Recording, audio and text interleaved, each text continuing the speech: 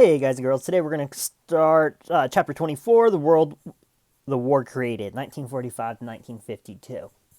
So we're going to pick up in the immediate aftermath of World War II. So we're going to cover section 1 today, the U.S. in 1945. A couple key concepts we're going to focus on here. 831A, a burgeoning in private sector, federal spend in the baby boom and technological developments help spur economic growth.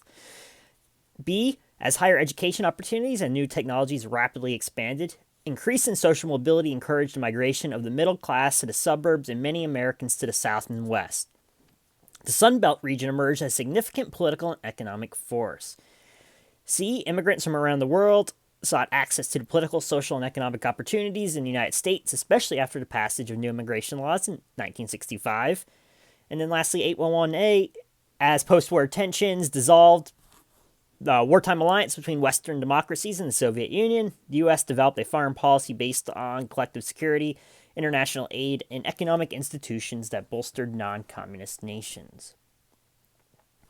So section 1 I broke up into a couple categories like science and technology, the return of soldiers that caused the growth of suburbia and the baby boom, the Great Migration, immigration, and then creation of new global institutions and markets like the IMF and the United Nations. All right, so let's start with some of the new science and technology that came about during the post-World War II era, early Cold War. Well, you had new drugs such as penicillin and other new antibiotics that resulted in dramatic reduction in battlefield death and longer lifespans. For example, 1940, the average lifespan, male or female, combined, the average between them as well, was 62 years, 9 months. 1960, 2 decades later, lifespan is now 69 years, 7 months. So that's almost a 7-year increase. And a large part of that is the new drugs like penicillin and antibiotics. Another big part of that is the new vaccines that ended childhood diseases such as whooping cough, mumps, measles, and importantly, polio, which, as we know, is what killed President Roosevelt. Some other new technology that came about in 45, consumers are now introduced to things like freezers, dishwashers, automatic transmissions, electric typewriters for offices. This also helped create new jobs for women in the post-war world, as secretaries, office clerks. Helping to pave the way and produce these new technologies with our companies like GM, Ford, Chrysler. With wartime restrictions over, these car companies now can go back to making consumer vehicles.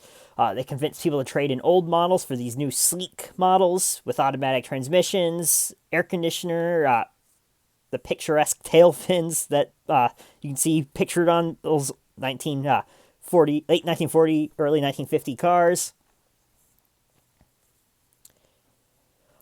Also new is televisions, which exploded onto the scene. By 1960, 45 million Americans, or about 90% of the country, owned a TV, and you can see what those early televisions looked like. Far cry from what they are today. All right, moving on. Many people also began to become concerned about the atomic bomb, however. It represented a threat to their prosperity and safety. Some scientists proposed a voluntary sharing of atomic technology to avoid an arms race, but President Truman decided against such a course of action. By 1949, the Soviets successfully tested their own atomic bomb. Soon after, other nations such as Britain and France had joined the quote-unquote atomic club, nations who had their own atomic weapons. Officials and scientists recommended that Truman and his administration research and develop even more powerful bombs before the Soviets, things like the hydrogen bomb. While there was calls to develop new bombs, there was also a lot of opposition from the scientific community. Men like Einstein and Oppenheimer opposed new weapons on moral and practical grounds, but Truman ultimately ordered the military to forge ahead. And the U.S. successfully tested the first hydrogen bomb on November 1st, 1952, followed by the Soviets 9 months later. But this is going to lead to a very important philosophy in terms of foreign policy, which is MAD, or mutually assured destruction. It's going to greatly influence foreign policy throughout the next several decades, and even today, but especially during the Cold War. Basically, the idea is if, for example, let's take the US and Soviets, because they'll be the two adversaries in the Cold War. If Soviets nuked us, we could nuke them back, assuring destruction of both nations and most likely the planet. So, because of this, it kind of prohibits any one country from using atomic weapons, which then brings the point to why even have them in the first place. And we'll see, towards the end of the Cold War, we'll see arms agreements to reduce the number of nuclear weapons, but of course, we still have them today. All right. Next, let's talk about the returning soldiers, because they're going to have a big role to shape in the post-war America. So 9 million American men returned home in the year following the end of World War II, and even more after. Some men were permanently stationed abroad. As we talked about, the U.S. opened several bases around the globe. Many of these soldiers and sailors had difficulty adjusting to a world where life had gone on without them, as they tried to forget the horrors that they just experienced. Remember, PTSD, post-traumatic stress disorder, was not a clinical diagnosis back in the post-World War II era. But certainly many soldiers struggled and suffered from PTSD, and never, some turned to alcohol, as we see even today, or drugs, and some unfortunately never were able to rebound. Those that were married before the war and have been apart 3 to 4 years found adjustment difficult, and you have some of the highest divorce rates in the late 1940s and any time in previously in American history. Obviously, divorce rates today are higher than then even. The government did offer generous benefits to returning servicemen, and the new GI Bill rights provided $20 per week for up to a year for those seeking and looking for new jobs, made college tuition and loans available to veterans to buy, loans with low interest, I should add, to veterans to buy homes and go to school. The greatest goal of the returning vets and their spouses, however, was to, quote-unquote, raise babies and keep a house. 3.4 million babies were born in 1946. That's a 20% increase from 1945, and that would only continue to climb. As we enter the period, as we just joked with Miss Williams the other week, okay, boomer, this is the beginning of the baby boomer, huge demographic bulge whose sheer size affected many aspects of American life throughout their lifespan. The first baby boomers reached retirement age of 65 in 2011, and at the time that was about 30% of the population. That number is probably around the same, might even inched up a little bit higher, or lower, I should say. So, just to give an example, as I said, they affected many aspects of American life throughout their lifespan. Let's just take today, for example. One of the biggest demands in jobs and growth in jobs is in medical care. And that's because, as we know, as you get older, you tend to have more medical issues, especially in your 60s, 70s. And now the baby boomers are such a large chunk of our population and demographic that's creating a sizable demand for those jobs. Also a sizable cost on the government as well as Medicare and Medicaid, two of the most expensive programs. We'll talk about those passed during the Lyndon Johnson administration. And you can see the 2021 population pyramid for the United States, blue being the males, female being the red. And you can see where the early boomers are at, 70, 74.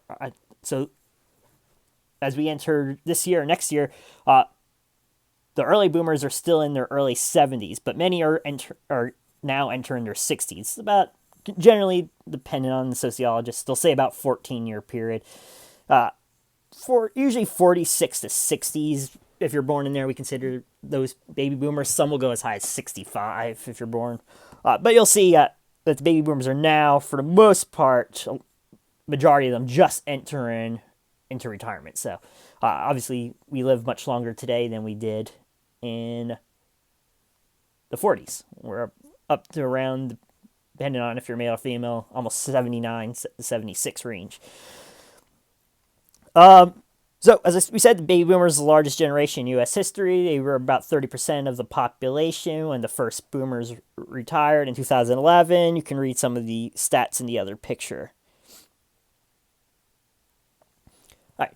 One other thing I want to talk about with the return and growth of soldiers is the growth of suburbia. So there was a man named Abraham Levitt and his sons, William and Alfred. They built the first Levittown in Long Island outside New York City, and later two more outside Philadelphia. Some of you might be more familiar with the Levittown down near Philly. But this sparked the building of suburbs. They basically built rows of the same home using new power tools, where workers were assigned a specific step, almost like an assembly line for a car.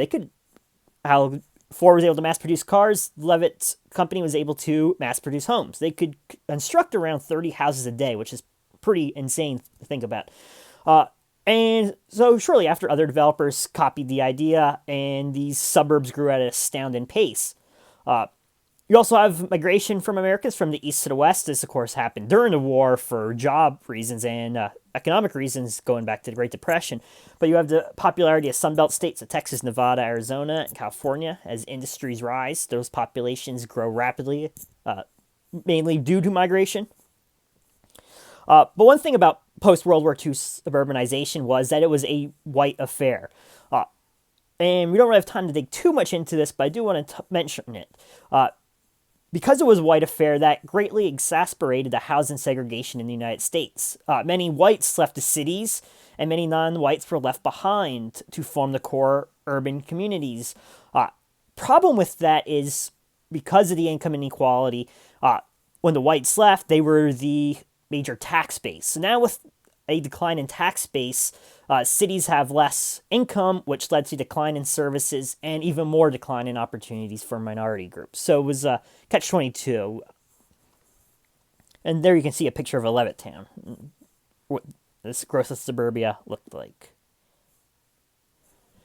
All right, let's move on to the Great Migration. It's not a new topic, has been really a couple phases of Great Migration. We talked about the first phase during World War I.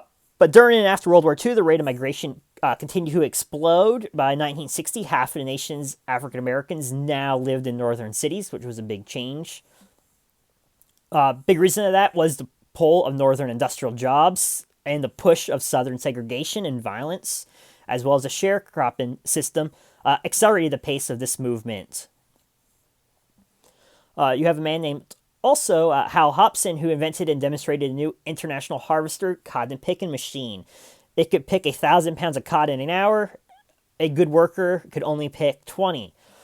It cost only $5.26 for it to pick a bale of cotton. A sharecropper costs $39.41. So the international harvester also helped accelerate the Great Migration, because it literally replaced African Americans working in the sharecropping system. And it led to the end of the sharecropping system for the most part as well. The white rush to segregated suburbs also opened up new urban housing for African Americans. Changes in the racial makeup of urban neighborhoods happened at the same time as cash-strapped cities cut back on municipal services, again because they lost the white population, which made up much of the tax base. And many banks also dramatically reduced the availability of mortgages and loans for home improvements. The creation of white suburbs and the vastly expanded urban black ghettos went hand in hand in the 1950s. All right, let's move on to immigration real quickly. One new group that you see an increase in immigration immediately after World War II is Puerto Ricans. They began moving to the U.S. mainland, especially New York City. East Harlem, an Italian neighborhood in New York City quickly became mostly Puerto Rican. The other group that you saw increase in migration was Mexicans. And Mexican migration grew rapidly during and after World War II. Obviously, some of that was during the war to take the jobs of white Americans who went off to fight. In the Southwest, the Bracero program was allowed entry during the war to work in agricultural fields that other Americans had left for war industries or the military. The entry program was expanded after the war, And between 1948 and 1964, almost 5 million braceros were brought to the U.S. While they were expected to return when the work was finished, many remained under constant threat of deportation. Oh. All right. Let's wrap up here today with global institutions, starting with the IMF and the World Bank.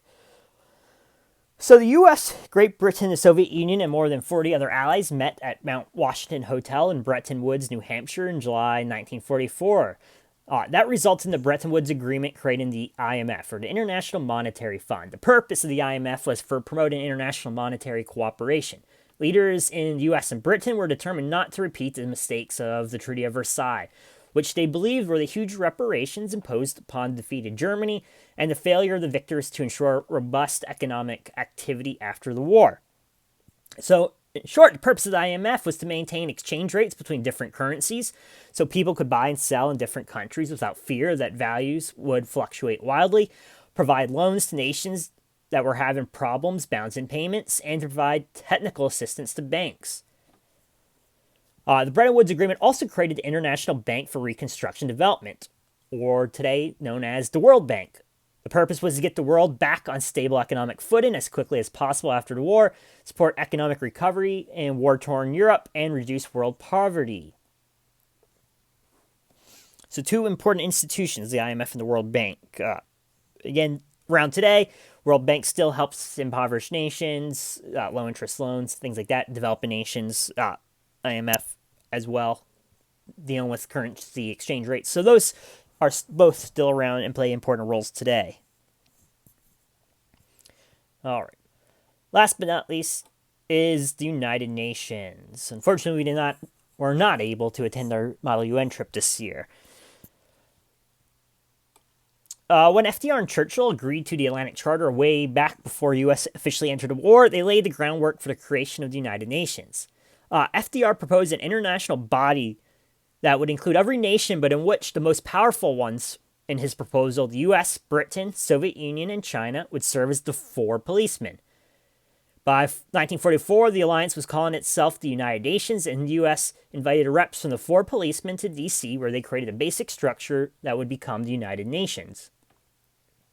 They agreed that the core of the new organization would be the Security Council, made up of 5 permanent members. They added France later, and other delegates serving on a rotating basis. Today, I believe there's usually somewhere between 12 and 15 sitting on the Security Council at once, but obviously the other 10 are rotated. I think some serve 2-year terms, others 1. Anyway, that's not really relevant, but I would be familiar with the Security Council and the 5 permanent members. Because that will come up a great deal in the Cold War. The Soviet Union will actually leave for a short time. China is actually excluded for a short time, but we'll get to all that. So the Security Council would have the real power in the organization. They would be sufficient to authorize military force to stop aggression. Each member of the Security Council would also have veto over any such action. So it only took one of the 5 members to veto military action, and it would not take place. That's important. We'll talk more about that later on in the Cold War. They also agreed the General Assembly would permit all nations to debate issues, but unlike the Security Council, it could not enforce its resolutions. Unfortunately, as we know, FDR died. In this 2 weeks before the opening meeting in San Francisco, Truman decided to go ahead. On June 25th, 1945, the delegates unanimously approved the UN Charter, and on July 28th, the U.S. Senate ratified the Charter 89-2. All right, so that's quite a bit for today. That'll be a wrap-up for Section 1. That'll be it for this Thursday and Friday.